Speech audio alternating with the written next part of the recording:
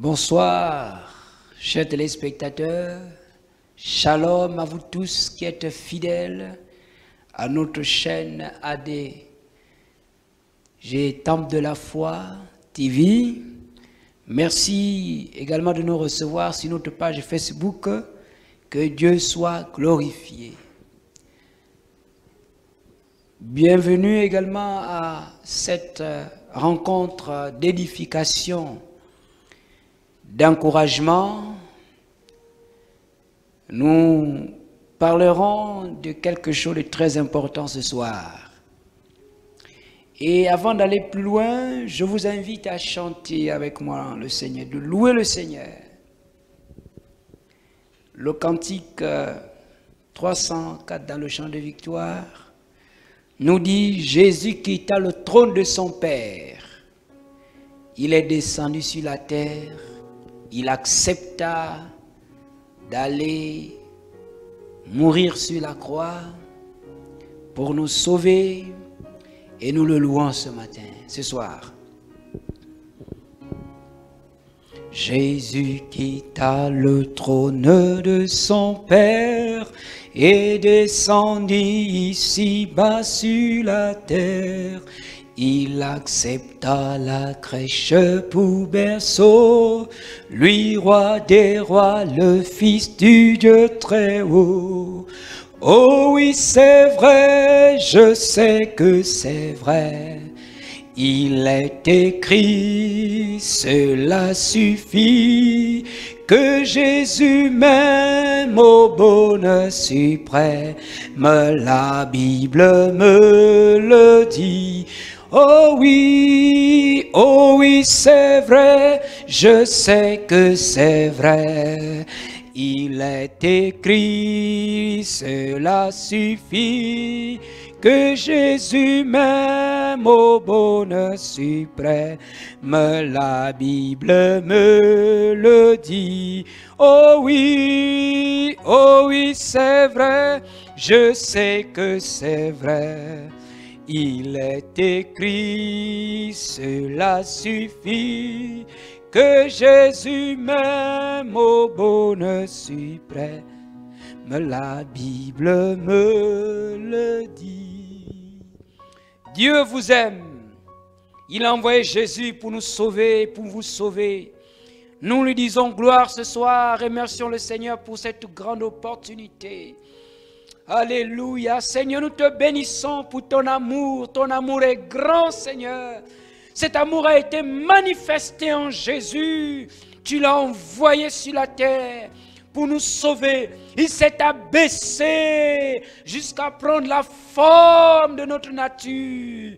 Merci, Seigneur, pour tout cela. Il est venu mourir sur la croix pour nous sauver de nos péchés. Merci pour ce grand salut accompli à la croix de Golgotha. Oh Dieu de gloire, nous venons une fois de plus nous incliner et demander l'assistance du Saint-Esprit en ce moment d'enseignement, en ce moment d'édification, au nom de Jésus-Christ. Nous prions, Seigneur, que toutes les maisons qui sont connectées, toutes les personnes connectées soient richement bénies, soient richement visitées, que cela ne s'arrête pas aux paroles, mais nous voulons une œuvre du Saint-Esprit qui agisse en ce moment, dans les maisons, dans les familles. Agis, Seigneur. Bénis ta parole. Bénis chacune de nos vies. Au nom de Jésus-Christ. Que ces moments de connexion soient pour nous un temps de bénédiction, un temps de renouvellement, un temps de guérison, un temps de restauration au nom de Jésus-Christ. Nous mettons hors d'état de nuit les œuvres du diable. Bénis ces moments, Seigneur. Amen. Qui nous séparera de l'amour de Christ? Qui nous séparera de l'amour de Christ? Voici la question rhétorique. Question argumentative. Que Paul avait posé aux frères de Rome nous séparera de l'amour de Christ? Et cette question est posée à chacun de nous ce soir. Qui me séparera de l'amour de Christ? Si tu connais quelqu'un qui est découragé, quelqu'un qui est en train de se séparer de Dieu, partage le lien avec cette personne.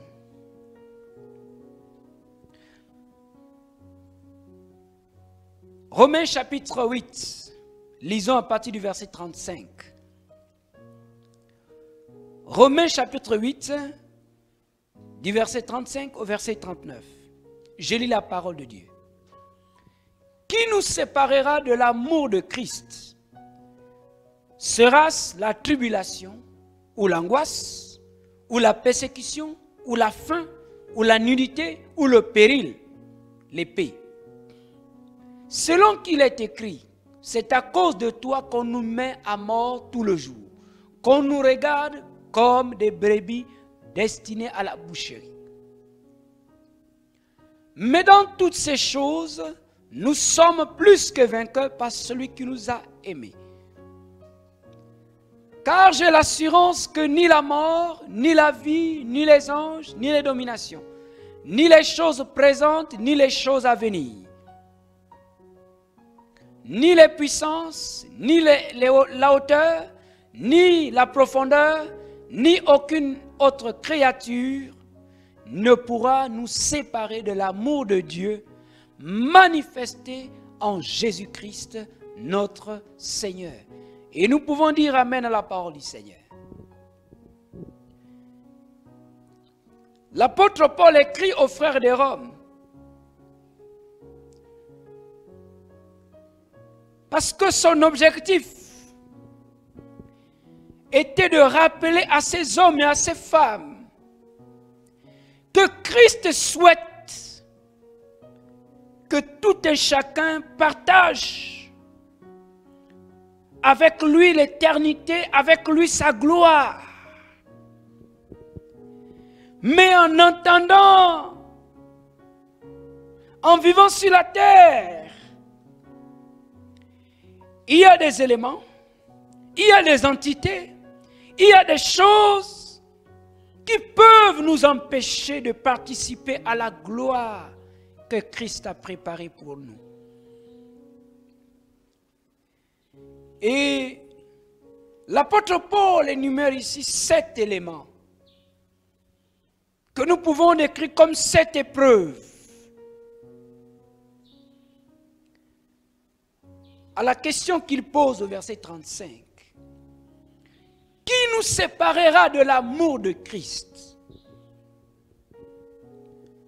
À qui l'apôtre Paul s'adresse-t-il? L'apôtre Paul, en ces temps-là, s'adressait aux chrétiens de Rome.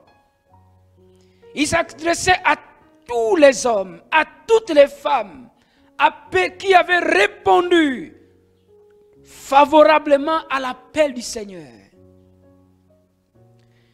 L'apôtre Paul s'adressait aux frères et aux sœurs qui s'étaient conformés à l'enseignement du Seigneur, au témoignage de Christ, qui marchait avec Dieu.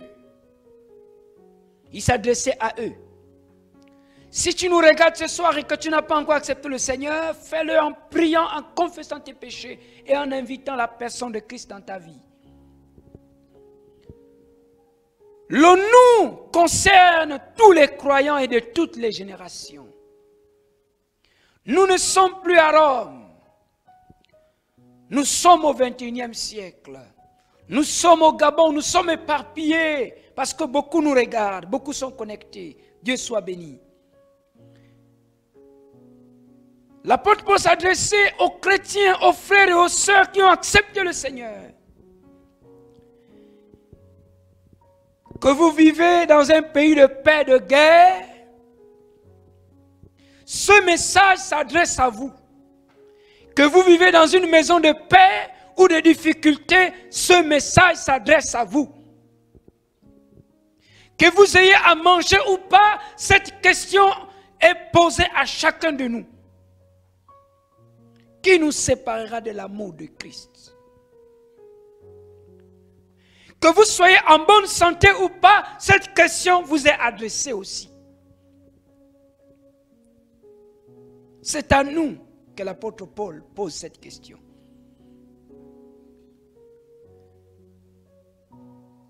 Mais il y a une chose. Il pose la question, qui nous séparera de l'amour de Dieu? En réalité, lorsque nous arrivons au verset 39, si j'étais en face de Paul à cette époque, je lui aurais dit, mais Paul, ce que tu nous dis au verset 37 et 39, annule la question. Annule la question. Parce qu'il dit que nous sommes plus que vainqueurs dans toutes ces épreuves. Il dit aussi que rien ne peut nous séparer de l'amour de Dieu. Il dit qu'il a l'assurance que rien ne peut nous séparer de l'amour de Dieu. Il dit rien. Mais pourtant la question est posée. Alors regardons ensemble, décryptons ensemble pourquoi Paul pose cette question au verset 35. Qui nous séparera de l'amour de Christ? Qui nous séparera de l'amour de Dieu manifesté en Jésus-Christ? Alléluia. L'amour de Dieu. Il dit, nous sommes plus que vainqueurs. Il dit, aucune puissance diabolique, aucune puissance mystique ne pourra nous séparer de l'amour de Dieu manifesté en Christ. Oh mon frère, aucun sorcier ne peut te séparer de Jésus. Aucune puissance ne peut nous séparer de Dieu. Parce que Paul dit, l'amour que Dieu a déployé sur la terre pour te sauver, pour me sauver, est un grand amour. Regardons l'amour de Dieu.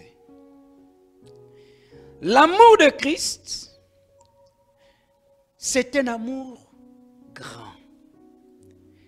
Un amour plus puissant que les puissances des ténèbres.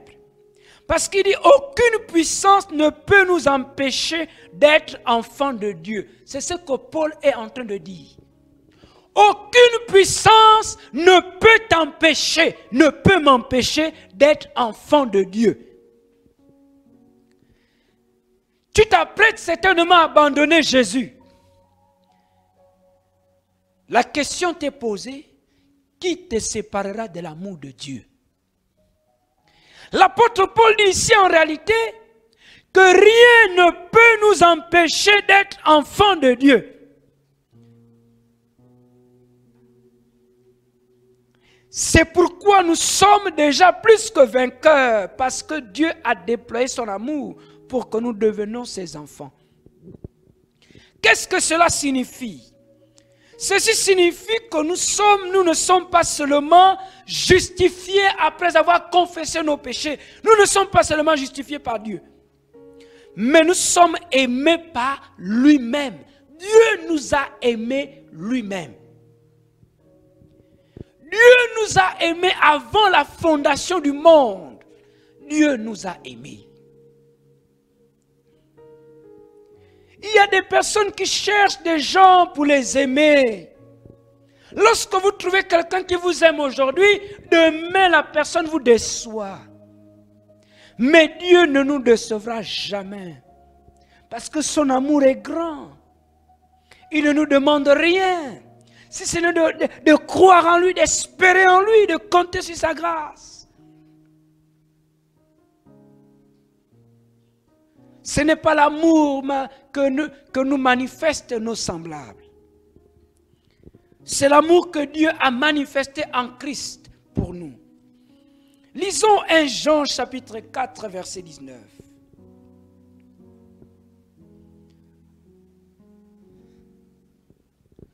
Pour nous, nous l'aimons parce qu'il nous a aimés le premier.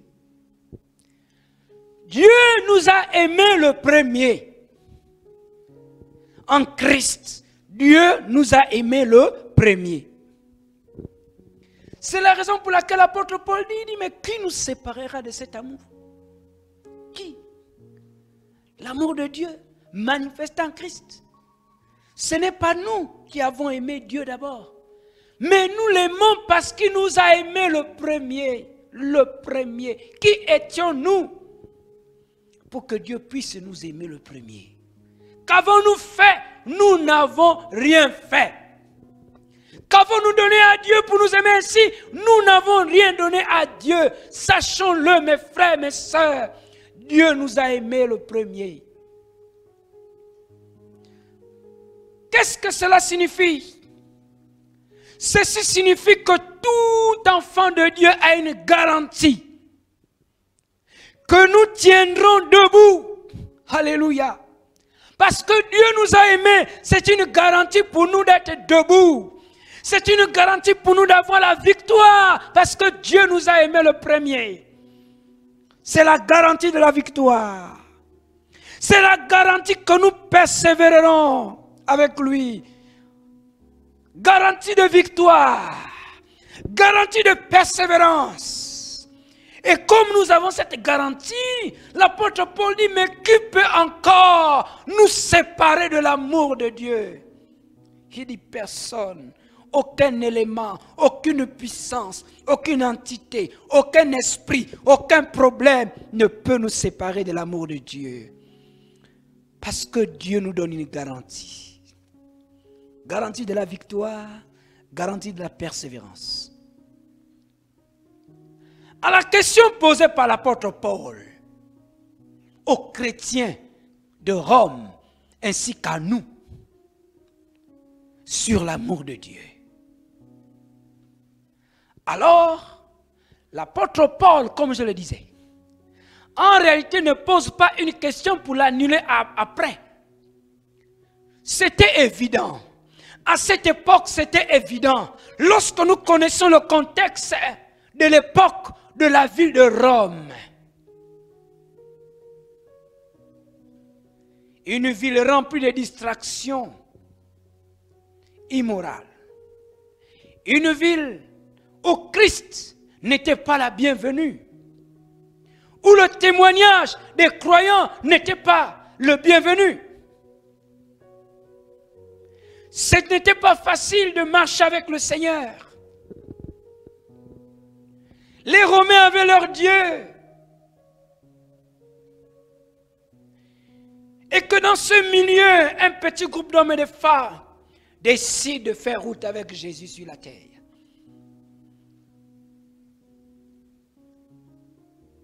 Ce n'était pas facile pour eux de vivre leur foi à Rome. Qu'est-ce que Paul redoutait?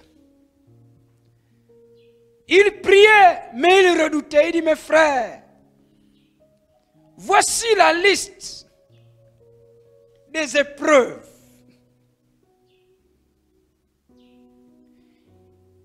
qui peuvent séparer un homme de l'amour de Dieu, une femme de l'amour de Dieu, lorsqu'on ne fait pas attention.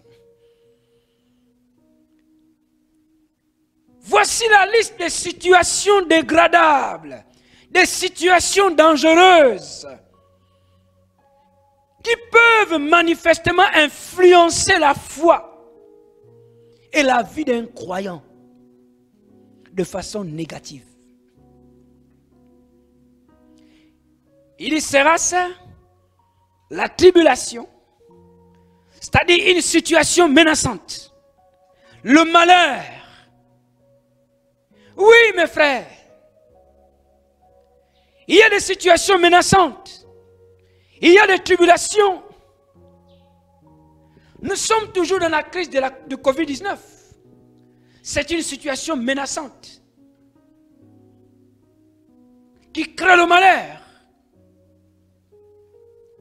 Et à cause de cette crise, l'amour de certains a diminué pour Dieu. Il parle également de l'inquiétude, de l'angoisse. Il parle également de l'angoisse parce que nous avons été en confinement. L'angoisse ici, c'est l'idée d'un confinement strict. On est confiné strictement.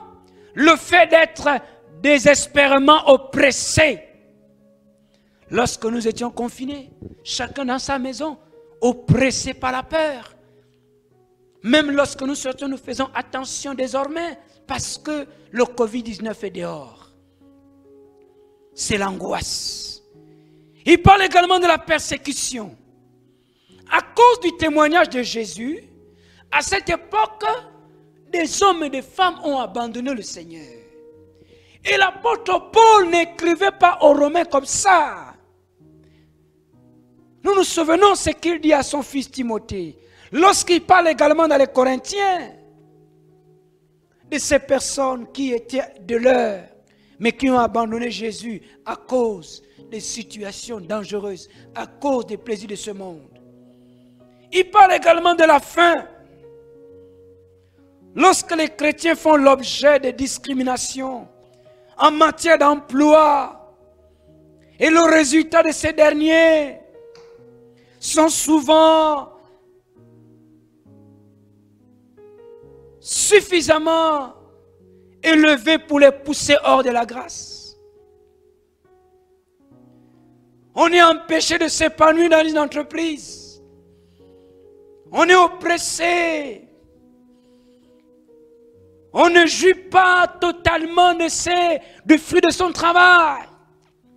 Il y a la discrimination. On souffre de faim et on peut abandonner le Seigneur. Il parle également de la nudité, de la pauvreté, la pauvreté. La pauvreté ne signifie pas simplement manquer de nourriture. La pauvreté également, c'est le fait de manquer de la protection. La pauvreté, c'est être vulnérable à certaines situations extérieures. C'est la pauvreté. On est vulnérable. On manque de protection. C'est la pauvreté. Il dit le péril. Il dit attention, le péril peut nous séparer de Dieu. Lorsque nous sommes exposés au danger, on se sent trahi, maltraité à cause de Jésus. On peut abandonner la foi. Il termine en disant, sera-ce l'épée? Donc la mort, la mort, la mort.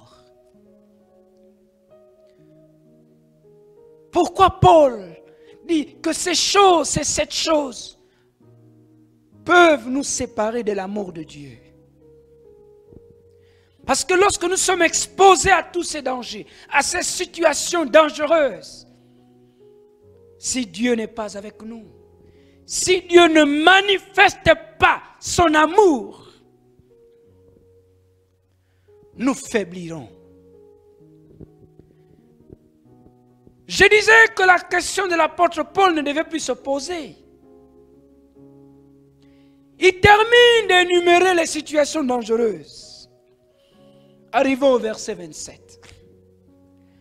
Donc l'apôtre Paul s'adresse à nous. Il nous pose la question de savoir qui nous séparera de l'amour de Dieu. Ensuite, il énumère les épreuves susceptibles d'éloigner un homme de la grâce de Dieu, de l'amour de Dieu. Ensuite, au verset 37, lisons, « Mais dans toutes ces choses, nous sommes plus que vainqueurs par celui qui nous a aimés. » Nous sommes plus que vainqueurs. L'apôtre Paul dit, mais dans tout ce qui nous arrive,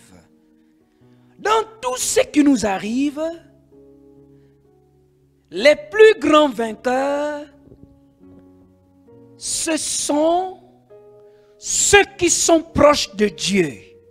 Les plus grands vainqueurs, ce sont les personnes qui espèrent en Christ. Les plus grands vainqueurs, ce sont les personnes qui cherchent l'appui du Seigneur. N'est-il pas dit, malheur à celui qui se confie en l'homme, qui n'est qu'un souffle. Dans toutes ces situations, nous devons nous appuyer sur notre Seigneur Jésus-Christ. Nous Nous devons nous appuyer sur l'Éternel des armées, le secours qui ne manque pas dans la détresse. Et ainsi, nous serons plus que vainqueurs. Parce que Jésus est venu sur la terre. Il a connu la faim, il a triomphé sur la faim. Il a connu la maladie, il a triomphé sur la maladie. Il a rencontré des ennemis, il a vaincu ses ennemis. Il était aux prises au péché, il n'a pas péché, mais il a vaincu le péché. Il est allé à la mort, il a vaincu la mort. Et donc celui qui s'appuie sur Christ triomphera avec Christ. Christ le fera triompher. Mes frères, mes sœurs, dans toutes ces choses, je ne sais pas dans quelle situation tu te trouves aujourd'hui, mais sache une chose, que celui qui s'appuie sur Christ, qui a déjà traversé ces situations et qui les a vaincus, sera aussi plus que vainqueur. C'est la raison pour laquelle l'apôtre Paul nous encourage à nous appuyer aussi sur Dieu, parce que nous sommes faibles. Nous sommes faibles, mes frères. Et s'il énumère ces éléments, ces épreuves, parce qu'il sait que ces choses pouvaient séparer les Romains de l'amour de Dieu. C'est pourquoi il dit attention. En les énumérant, il dit simplement attention. Il ne dit pas, elles vont vous séparer de Dieu, mais il dit attention. Appuyez-vous sur Dieu. Parce que son amour a été manifesté pour vous garantir la victoire. Son amour a été manifesté pour vous garantir la victoire en Jésus. Pas ailleurs, mais en Jésus. Ce n'est pas dans un nom d'un homme, mais en Jésus-Christ. Gloire à Dieu. Le verset 37. Il dit maintenant toutes ces choses, nous sommes plus que vainqueurs. Oui, nous sommes plus que vainqueurs par qui? Ce n'est pas par notre force, ce n'est pas par notre intelligence, ce n'est pas en nous appuyant sur un homme parce que l'homme passera. Mais c'est pas celui qui nous a aimés, qui nous a aimés. Dieu. Dieu qui nous a aimés. Et c'est Dieu qui nous donnera la victoire. C'est Dieu qui nous donnera la victoire. Nous sommes plus que vainqueurs par celui qui nous a aimés. Et c'est Dieu qui nous donne la victoire. Appuyons-nous alors sur Dieu. Verset 38.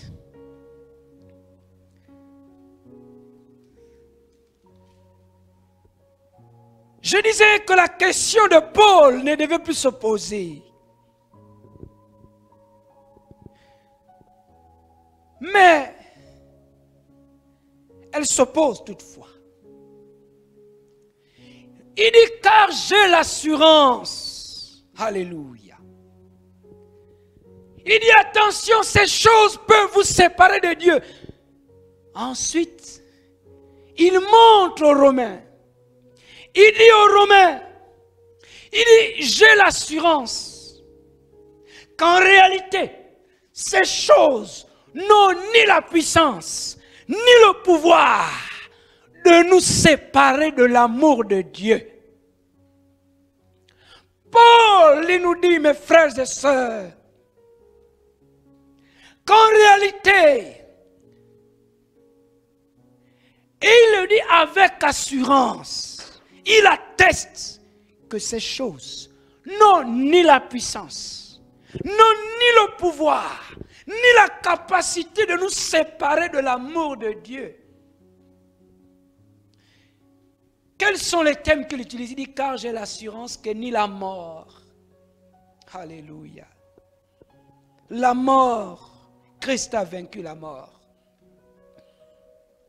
Il dit la vie, Jésus lui-même est la vie, le chemin, la vérité, la vie. La vie nous parle ici des besoins existentiels.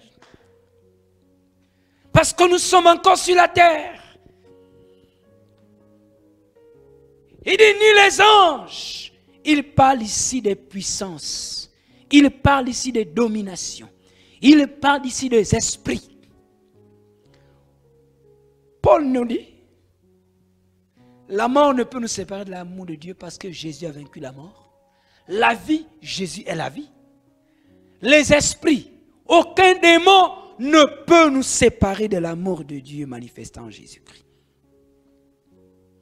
Il dit les choses présentes, les choses à venir. Ni les hauteurs, ni les profondeurs. Il parle ici des forces, aucune force. Les forces d'en haut, les forces d'en bas, les forces sous-marines, les forces qui sont sous les fleuves, les forces qui sont dans les forêts, ne pourront nous séparer de l'amour de Christ. Parce que Dieu nous a déjà garanti la victoire en déployant son Fils sur la terre, en montrant aux hommes combien il était un Dieu d'amour pour nous sauver avec puissance. Ces choses ne peuvent nous séparer de l'amour de Dieu si nous nous appuyons sur ce Dieu par qui nous avons la victoire sur ces choses. Ainsi, mes frères, aucun de nous ne doit échouer. C'est ce que l'apôtre Paul dit. Il pose la question, il dit qui nous séparera? Pourquoi allez-vous échouer dans la marche chrétienne? Pourquoi allez-vous échouer dans votre relation avec Dieu? Il dit en réalité, personne ne doit échouer dans sa foi. Aucun de vous ne doit échouer dans sa vie spirituelle. Si c'est le cas, cela n'est pas dû à un manque de grâce et d'amour. Parce que Dieu a déjà déployé son amour en envoyant son Fils. Et en son Fils, nous sommes sauvés, nous sommes pardonnés de nos péchés. Si nous les confessons,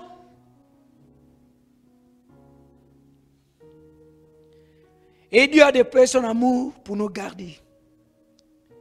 Il dit aussi que si quelqu'un échoue sa marche spirituelle, ce n'est ni à cause d'une force extérieure, ce n'est ni à cause d'une épreuve, parce que Jésus a vaincu les esprits méchants, parce que Jésus a vaincu toute épreuve, même à la mort, Jésus l'a vaincu.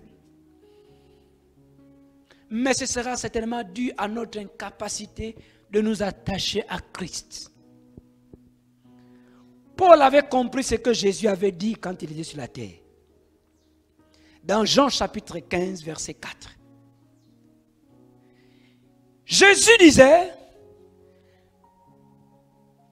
demeurez en moi et je demeurerai en vous. Il dit, demeurez en moi et je demeurerai en vous. Il dit, comme le sarment ne peut de lui-même porter du fruit, s'il ne demeure attaché au cep, ainsi vous ne le pouvez non plus si vous ne demeurez en moi. Nous ne sommes rien sans l'aide de Jésus-Christ. Pour avoir la victoire, pour être plus que vainqueurs dans ces choses, nous devons apprendre à nous attacher au Seigneur.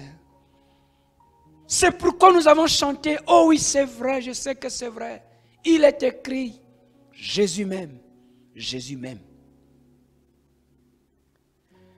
Mais l'apôtre Paul dit, nous devons nous attacher à Dieu. Il nous montre que ces choses peuvent nous séparer. Mais pour avoir la victoire, nous devons nous demeurer en Dieu. Nous devons demeurer en Christ. Nous devons rester attachés à Dieu.